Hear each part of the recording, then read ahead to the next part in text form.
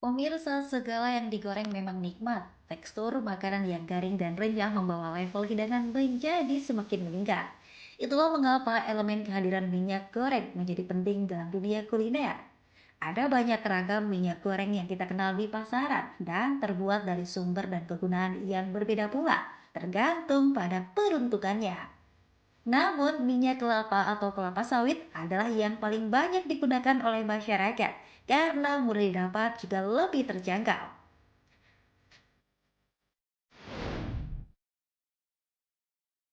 Sebagai barang yang penting, minyak goreng pun kerap digunakan berkali-kali, terutama bila sisa pemakaian masih cukup banyak.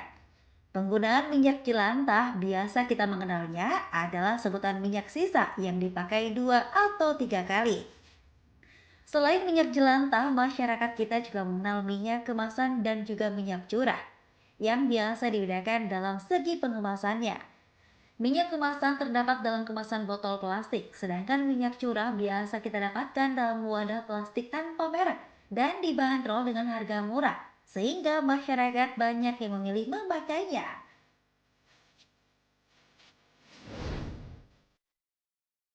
Minyak kemasan mudah didapat di berbagai pusat perbelanjaan, namun berbeda dengan minyak curah yang biasa dijajakan di pasar-pasar tradisional.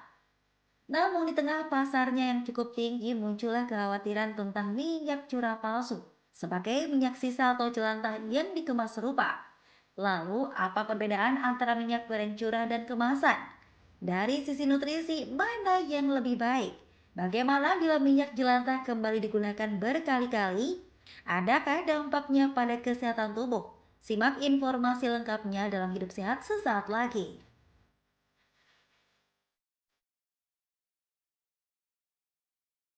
Nah, mungkin sering menyaksikan Indofood pasti udah tahu dong kalau misalkan makanan yang digoreng terlalu lama, terlalu dalam itu bahaya bagi kesehatan. Tapi apalagi nih kalau ternyata minyak gorengnya juga bukan minyak goreng yang jernih, tapi minyak goreng curah yang ada juga yang KW-nya. Waduh, gimana tuh Wow, ya? bahaya banget ya. Tapi dokter ini sebelum kita bahas tentang ngebedah ya, curah dengan yang kemasan, ini bedanya apa sih dokter minyak curah dengan minyak kemasan? Oke, kalau aku bisa jelasin ya, sebenarnya keduanya ini baik Mhm. itu curah maupun kemasan, dua-duanya adalah minyak sawit. Ya, bahan dari Mhm. minyak sawit. Namun bedanya dari mana? Dari sisi penyaringannya. Oke. Kalau yang curah itu hanya disaring 1 kali. Ya, penyaringan 1 kali. Kalau yang kemasan ada 2 kali penyaringan. Nah, nanti bedanya apa? Sebenarnya dengan semakin banyak penyaringan, itu dia akan semakin istilahnya lemak jenuhnya lebih sedikit gitu. Karena kan Mmm, lemak jenuh itu kan yang harus kita waspadai ya. iya. Terus dengan minyak curah tadi kan di apa TV-nya juga udah kelihatan kalau dia tuh didistribusikannya pakai jerigen-jerigen gede.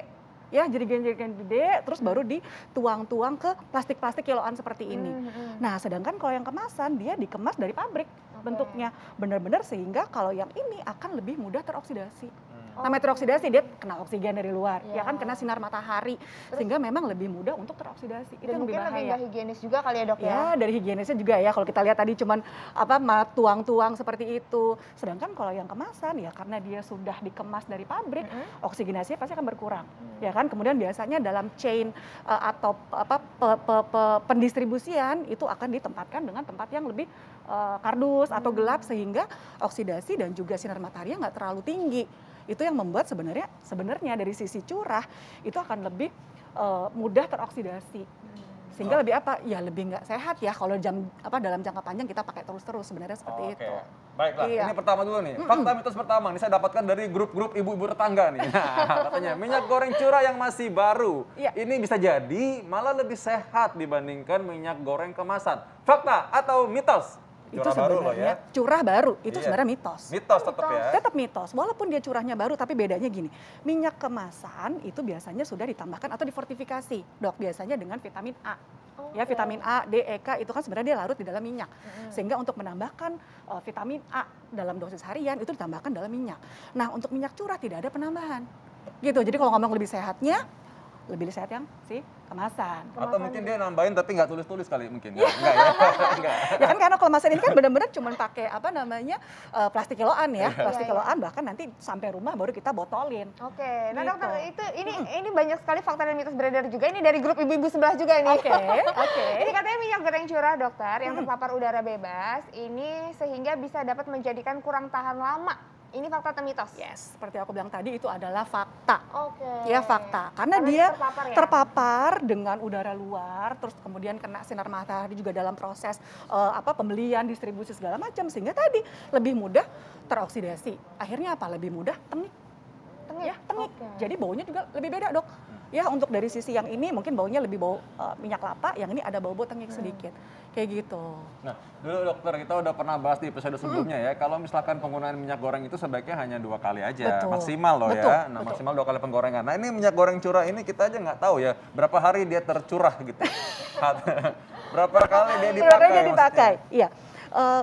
Kalau mau lihat dari sisi, oh ini minyak curahnya bagus apa enggak? Ya kan karena beberapa memang teman-teman kita yang hanya bisa mengkonsumsinya yang curah, boleh. Tapi tetap ada tipsnya loh, Dok. Gimana tuh? Untuk melihat supaya minyak curah ini bagus apa enggak. Ya, yang pertama kita lihat dari warnanya ya, pemirsa ya. Lihat dari warnanya. Kalau gini, oh bening gitu kan. Warnanya masih bening, kuning, tapi kuningnya tuh kuning muda. Itu berarti minyak curahnya masih baru, belum pernah dipakai. Ya, kalau misalnya minyak curahnya ini warnanya udah kuning kental, terus kalau misalnya kita tuang, kan kita bisa lihat ya pada saat dijual itu, oh pas kalau dituang itu kok agak kental, berarti itu sebenarnya sudah pernah dipakai. Oh. Terus kemudian yang ketiga adalah baunya tadi, Tengik? tengik. Oke. Tengik. Kalau misalnya minyak curahnya masih baru, itu sebenarnya dia baunya ya aroma-aroma minyak kelapa deh. Ya aroma-aroma kelapa kan memang masih agak-agak wangi, tapi nggak bau tengik. Oke. Seperti itu. Oh, jadi itu ya cara membedakannya ya dokter ya? Oke. Dari situnya. Nah dokter, kita nanti kayaknya bakalan ngebedah nih apa aja yang terkandung di dalam minyak goreng curah Ya. maupun minyak goreng kemasan. Kemasan, ya. Ini kita langsung ini ya dok ke papan tulis ya. Boleh. Perbandingan. Oh, oke, Tapi oke. sesaat lagi dokter, Oke. jangan kemana-mana, tetap di Hidup Sehat. Nah, ini dia fakta yang menarik ya, kalau misalkan makan sayuran rebus dan juga tempe bacem dan ikan pepes selama sebulan penuh bisa meredakan sakit kepala Anda akibat minyak goreng yang naik harganya. Karena nggak perlu pakai minyak lagi kan, Ya jadi karena nggak perlu. naik ternyata ya. Betul sekali. Aku pikir tadi ada penjelasan ilmiahnya. Oh, itu ilmiah kan, pusing kepala kalau minyak goreng naik kan, Iya, jadi kalau betul. nggak dipakai buat goreng jadi nggak perlu beli gitu. Oke, nah ini kita posisinya udah berubah nih. Ada apa nih, ada papan tulis? Dokter mau ngajar kita ya dok ya? Mau jadi guru sebentar? Oke, kita mau memberikan edukasi ya dokter ya. Yes, Ini kita mau yes. membedah bagaimana kandungan-kandungan kalori serta apa aja yang terkandung Ya. di dalam minyak curah maupun minyak Kemasan. Kemasan, Oke. Nah, oke. di sini aku bagi dua Kita minyak curah kolom dulu ya dokter ya. Curah dulu. Oke. Ya, dan yang ini kemasan ya, anak-anak ya. Anak-anak ibu-ibu, ini yang masak ibu-ibu padahal di rumah ya biasanya ya. Nah, Tuh, sebenarnya kandungan dan vitaminnya Yang coba. bedanya dulu nih, tadi kan dia 1 kali penyaringan ya. Oke. Kalau untuk yang kemasan 2 kali penyaringan. Dengan dia curah ini, dia semakin mudah teroksidasi. Lebih mudah teroksidasi. Bahasanya sebenarnya apa gampangnya nih? Oksidasi itu kenapa? Lebih mudah maksudnya? tengik gitu ya, lebih mudah efeknya jadi jelek gitu. Ya kan, sedangkan yang ini lebih tidak mudah teroksidasi. Nah, tadi aku udah bilang juga bahwa minyak kemasan karena dia tetap kemas terus selama dalam prosesnya, ada fortifikasi. Jadi minyak kemasan ini ada tambahan vitamin A. Ini ada tambahan vitamin A. Ada vitamin Untuk A-nya? yang curah nggak ada. Oh, jadi nggak ada vitamin tambahan? Nggak ada. Dok? Jadi biasanya yang difortifikasi atau ditambahkan vitamin A yang dari pabrikan. Nah, terus kemudian dari sisi tadi kalorinya gitu ya, karena sebenarnya sama-sama minyak sawit. Jadi sebenarnya dari sisi kalorinya sama. Per 1 sendok makan itu kira-kira 90 kalori. Sama nih, per 1 sendok makan sama dengan 90 kalori. Kebayang ya dok ya, biasanya nuangnya kan nggak mungkin 1 sendok makan. Nah itu dia, jadi sebenarnya kalau untuk masak, tadi seperti Dr. Vito bilang, ya dikit aja. Atau kadang biasanya saya juga di rumah pakainya, saya pindahin ke botol, ya jadi botol spray gitu dok, ya udah spray, jadi pasti lebih sedikit dari 1 sendok makan. Gitu, jadi kita tetap gunakan minyak, tapi jumlahnya jadi lebih minimal, ya kan. Terus nextnya yang berikutnya adalah, Tapi berarti yang deep fried itu nggak bisa ya dok ya, jadi kayak itu pasti kalorinya akan nambah banyak Betul, sekali ya. betul. Jadi Ayam goreng kalau- tepung maksudnya, ayam goreng Iya. tepung ya misalnya misalnya. ayam goreng tepung, Oh. itu sebenarnya kandungan minyak di dalamnya kita anggap 1 sendok makan. Oke. Dari minyaknya sendiri. Dari minyaknya sendiri ya. Mungkin kalau mau diperes-peres gitu ya.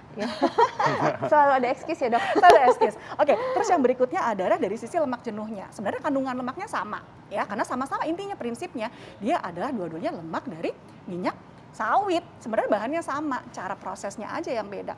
Jadi kandungan lemaknya juga sama.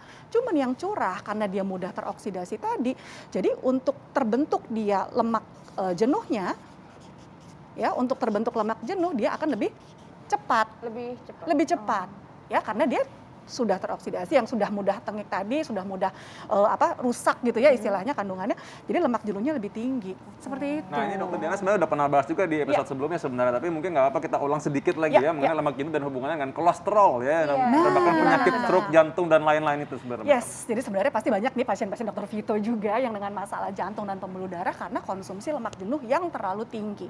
Ya, lemak jenuh itu bisa berasal dari mana? Lemak hewani sebenarnya lemak jenuhnya tinggi. Ya, kalau lemak dari nabati seperti ini lemak jenuhnya sedikit. Tapi jika proses pemanasan, ya biasa kita pakai minyak goreng ini kan untuk penggoreng, untuk deep fry. Akhirnya dipanaskan, pemanasannya lebih dari 200 derajat Celcius. Itu yang membuat yang tadinya tidak jenuh menjadi lebih jenuh.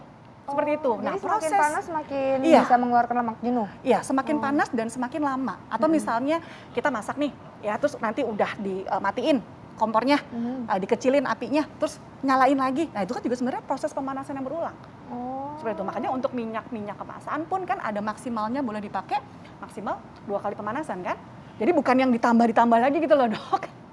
Karena mikirnya ya biasanya kalau tukang gorengan kan tambah lagi itu sebenarnya juga membuat kandungan lemak jenuhnya semakin tinggi, lemak transnya juga semakin tinggi. Itu yang membuat proses terjadinya aterosklerosis atau perlemakan ya di daerah pembuluh darah. Nah itu yang resikonya penyakit jantung, resikonya ke kardiovaskuler ya dok ya, seperti itu. Nah oke, memang ini sebenarnya kalau lihat dari tabel ini memang lebih aman sebenarnya disarankan pakai minyak kemasan. Tapi tapi mungkin tadi ada sebagian orang yang memang ya bisanya beli minyak curah nih. Apa nih tipsnya kalau terpaksa pakai minyak curah gitu? Oke, tipsnya tadi kita harus tahu cara memilih minyak curah yang bagus. Karena sebenarnya ya sekarang minyak curah pun ada yang tadi KW loh dok. Iya, itu gimana dok cara bedainnya? Jadi minyak jelantah, minyak jelantah itu sebenarnya minyak baik itu curah dan kemasan yang sudah dipakai. Jadi udah kita pakai buat goreng, itu namanya minyak jelantah. Itu memang biasanya warnanya akan kelihatan lebih pekat, lebih gelap. Jadi bukannya kuning muda seperti yang kita lihat tadi, tapi Kayak kuningnya gini ya, lebih, Dok, ya? kalau ini kan kuning muda nih. Iya nih. Ini kan kuning muda. Nah kalau yang sudah jelantah itu sebenarnya minyaknya dia warnanya lebih gelap. Jadi kayak teh deh. Kayak udah lebih gelap warna teh dan kental. Tapi sekarang minyak jelantah pun sudah ada yang melalui proses penyaringan dan pemurnian lagi. Wow, itu yang kita sebenarnya masih bahaya kita nggak tahu. Bentukannya hampir sama dengan minyak curah yang sudah dimurnikan. Dokter, ini kan kata dokter tadi kalau minyak kayak kemasan itu 2 kali penggorengan ya maksimal. Kalau untuk curah dok berapa kali maksimal? Nah sebenarnya dengan curah tadi dia lebih mudah teroksidasi, maksimal 1 kali. Oh jadi cuma benar-benar 1 kali? Iya, karena 1 kali aja sudah menyebabkan dia teroksidasi kan. Nah efeknya apa sih dokter kalau kita sampai beberapa kali akhirnya pakai? Ya, jadi kandungan lemak jenuhnya akan semakin tinggi. Makin Oke. jenuh suatu lemak gitu ya, ya istilahnya nanti resiko kolesterol, penyakit jantung koroner akan semakin tinggi. Bahaya. Jadi memang kalau tadi dokter Vito nanya gimana nih caranya, ya mungkin kita gunakan tetap minyak curah, porsinya sedikit aja untuk menumis. Misalnya seperti tadi kan kita imbangi dengan konsumsi apa misalnya seratnya banyak, kita tambahin sayurnya, jadi porsi sayurnya ditambah, buahnya ditambah, sehingga apa, serat itu kan akan menghambat penyerapan kolesterol, serat itu akan menghambat penyerapan lemak, ya jadi paling nggak ada yang dibuang deh, gitu kan. Atau sekali lagi kalau memang kita terpaksa menggoreng, ya mungkin frekuensinya dikurangin, frekuensinya seminggu 2 kali aja deh dok yang digoreng. Yang lain kan tadi itu ada cara masak apa, pepes enak, dibacem ya kan, bikin kuah-kuah bening, aku suka loh, atau tumis gitu. Jadi ya bukannya dilarang tapi diatur gitu. Kurangi dan dijaga lah ya, gimana Betul. ya. Ya untuk saya sih yang paling penting saya sudah bisa membedakan mana minyak goreng, mana minyak gosok sih buat saya. Ya baik. Ini dokter silakan. Makasih banyak dokter. Makasih banyak ya dokter ya. Makasih, Semoga dokter. kita semua tetap sehat dan tentunya ini cara bagi kita juga untuk bisa mengubah kebiasaan jadi lebih baik tentunya ya dengan mengurangi makanan-makanan yang digoreng tadi. Iya betul banget dokter. Dokter makasih banyak ya dok ya. Sama-sama. Nah setelah ini kita akan membahas sesuatu hal yang lagi mewabah kembali nih. Waktu itu kita merasanya kayaknya virus COVID tuh udah nggak ada dokter. Tapi ternyata sudah ada beberapa teman saya yang terkena COVID lagi dokter. Dan katanya ini varian baru dokter Vito. Oke, ini berbahaya apa dan bagaimana kita mengatasinya? Kita ikuti saat lagi tetap di Hidup Sehat.